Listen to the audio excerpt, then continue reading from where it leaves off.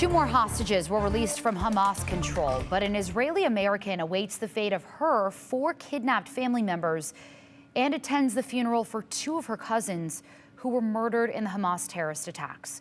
She spoke exclusively with NBC's Alice Barr about the excruciating experience. New images of two released hostages show the elderly Israeli women being transferred from Hamas custody to Israeli forces. 85-year-old Yocheved Lifshitz says she was treated relatively well in captivity after going through hell.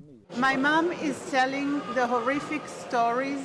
She's saying that many people, a swarm of people, came through the fence. Their appearance like a mirage for the more than 200 families still waiting for word of their loved ones kidnapped by Hamas. They're going to push our buttons because they know how precious all these lives are and how desperately we want them all back.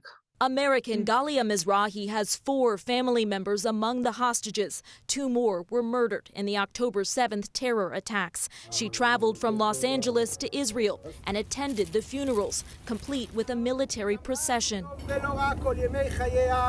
was something very shocking just seeing it in front of your eyes. I wonder if you feel of two worlds or how this has maybe reshaped some of your views and your feelings.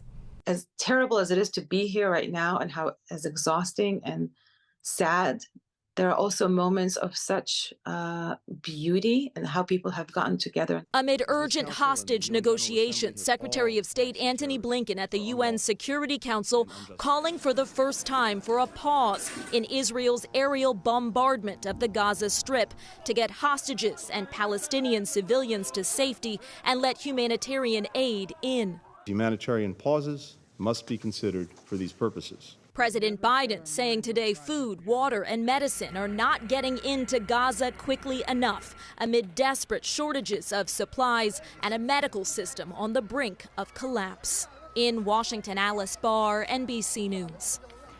The spokesman for the National Security Council clarified Secretary Blinken's calls for a humanitarian pause, noting that is not the same thing as calling for a full ceasefire, which the Biden administration believes would only benefit Hamas.